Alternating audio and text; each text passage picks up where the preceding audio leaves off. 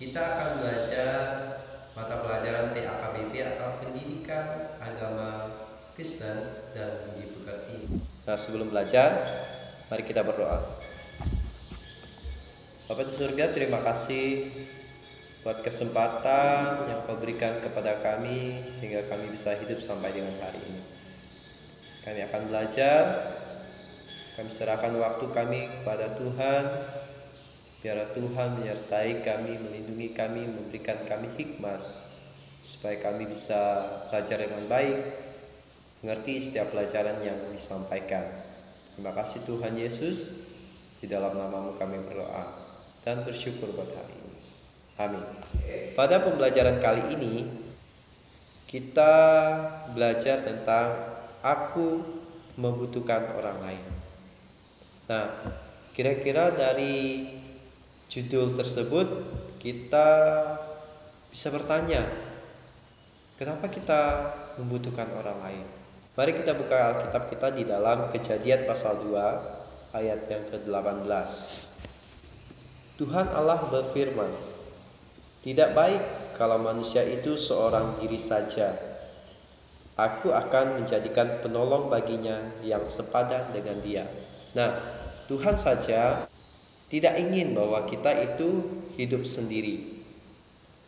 Tuhan mau kita menemukan orang atau kita membutuhkan orang lain.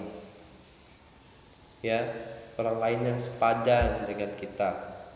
Orang lain yang bisa menjadi teman kita, orang lain yang bisa membantu kita menjadi penolong kita. Bagaimana cara Tuhan menciptakan manusia tersebut? Apakah hanya berfirman seperti Tuhan menciptakan flora dan fauna, atau menciptakan gelap dan terang? Nah, Tuhan menciptakan manusia dengan cara berkarya, yaitu dengan tangannya sendiri. Ya, jadi dengan tangannya sendiri Tuhan menciptakan kita, bukan dengan berfirman, tapi Dia membentuk kita sebagaimana rupa kita, seperti gambar Allah. Dan rupa Allah Tuhan membentuk kita. Kira-kira dengan apa Tuhan membentuk kita atau berkarya menciptakan kita? Manusia pertama diciptakan dari bahan debu dan tanah, kemudian diberi nafas kehidupan melalui hidungnya. Nah, jadi ternyata kita diciptakan dari debu dan tanah, serta Tuhan sendiri yang memberikan kita nafas kehidupan supaya kita hidup. Tuhan memberi nama kepada manusia ciptaan yang pertama, siapa kira-kira? Ya, Adam, yang artinya diambil dari debu tanah. Jadi Adam memiliki arti bahwa dia itu diambil dari debu dan tanah, sesuai dengan apa yang Tuhan gunakan untuk membuat kita, untuk menciptakan kita manusia. Nah, Tuhan juga memberi penolong agar Adam tidak hidup sendiri. Ya. Nah, penolong itu tentunya orang yang sepadan dengan Adam. Nah, penolong yang sepadan adalah penolong yang bertanggung jawab, yang artinya saling mengasihi, saling menghargai, dan bekerja sama melaksanakan rencana Tuhan. Jadi penolong yang sepadan, yaitu seorang penolong yang bisa mengasihi, saling mengasihi, bisa saling menghargai, dan bekerja sama melaksanakan rencana Tuhan. Ya, jadi kenapa kita membutuhkan orang lain? Yaitu sebagai penolong kita, dan orang lain juga membutuhkan kita untuk apa? Sebagai penolong mereka. Seperti itu. Nah, Tuhan menciptakan penolong untuk Adam pada waktu itu ketika Adam sedang tidur, yang mana Tuhan mengambil satu tulang rusuk Adam dan menutup bekas tulang tersebut dengan daging. Nah, dari tulang rusuk tersebut Tuhan menciptakan seorang perempuan yang diberi nama siapa? Ya, Hawa, yang artinya adalah ibu dari segala yang hidup. Ya, jadi Hawa artinya adalah ibu dari segala yang hidup, yang diciptakan Tuhan dari tulang rusuk Adam, yang Tuhan ciptakan sebagai penolong yang sepadan. Nah, karena itu manusia juga disebut sebagai makhluk sosial. Apa itu makhluk sosial? Makhluk sosial yaitu makhluk manusia tidak dapat hidup sendiri, tapi membutuhkan orang lain. Di dalam kitab Matius pasal yang kelima ayat 43 sampai 48, Tuhan Yesus mengajarkan kepada kita untuk mengasihi sesama. Ya, untuk mengasihi sesama.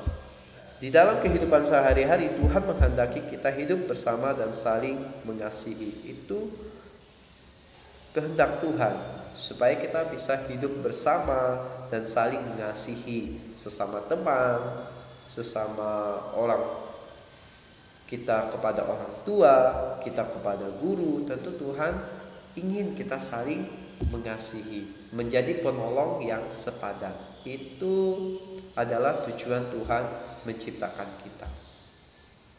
Jadi dimanapun kita berada, kita harus saling mengasihi. Kita juga membutuhkan petani, pedagang, dokter, polisi, dan sebagainya. Sebagai apa? Untuk melengkapi hidup kita, menjadi penolong hidup kita. Selain petani, pedagang, dan dokter itu, kita juga membutuhkan tukang penyapu jalan, tukang tambal ban, tukang pengambil sampah, dan sebagainya. Ya, tukang tambal ban ketika ban motor kita rusak dan kita tidak bisa memperbaikinya, kita membutuhkan tukang tambal ban. Oleh sebab itu, kita harus selalu bersyukur kepada Tuhan atas semua yang telah Tuhan berikan kepada kita, baik di rumah, di sekolah, dan di masyarakat. Ya, kita harus bersyukur buat semuanya. Nah, bagaimana cara kita bersyukur kepada Tuhan atas semua orang-orang yang Tuhan berikan untuk kita? Caranya yang pertama yaitu kita bisa hidup rukun, yang mana saling mengasihi dengan saudara dan teman. Ya, hidup rukun, ya, itu yang pertama. Dan cara yang kedua yaitu menghormati dan mentaati nasihat orang tua dan guru. Itu cara yang kedua, cara kita bersyukur karena Tuhan memberikan orang lain kepada kita, dan menghormati dan mentaati nasihat orang tua dan guru. Dan yang ketiga, mengasihi dan mendoakan orang yang memusuhi kita. Jadi musuh kita atau orang yang kita tidak suka atau orang yang membuat kita jengkel, kita harus mengasihi dan mendoakan mereka. Ya, karena itu adalah keinginan Tuhan, kehendak Tuhan, supaya apa? Kita hidup damai dengan orang lain. Selain itu juga kita hidup harus di dalam kasih. Kasih adalah tindakan memberi. Jadi bukan hanya ngomong dari mulut saja. Ya, harus ada tindakan bahwa kita itu mengasihi. Nah, kasih harus dilakukan tanpa syarat. Kasih harus dilakukan dengan tulus, yang artinya tidak mengharap imbalan. Yaitu ketika kita memberi kepada orang lain, kita tidak mengharapkan orang lain itu akan memberi kepada kita. Tidak, ketika kita menolong orang lain, kita tidak berharap bahwa orang itu akan memberi kita upah. Ya, itu keinginan dari kita. Jadi tidak mengharapkan imbalan. Itu adalah contoh tindakan dari kasih. Nah, kasih bukan untuk dibicarakan tetapi harus dilakukan. Artinya mengasihi tidak hanya dalam perkataan saja, tetapi harus disertai perbuatan. Contohnya seperti ini. Ketika kalian melihat teman kalian jatuh, bukan ditertawakan atau bukan, oh kasihan ya teman saya itu jatuh, tapi tidak langsung menolongnya, tidak datang dan langsung menolongnya.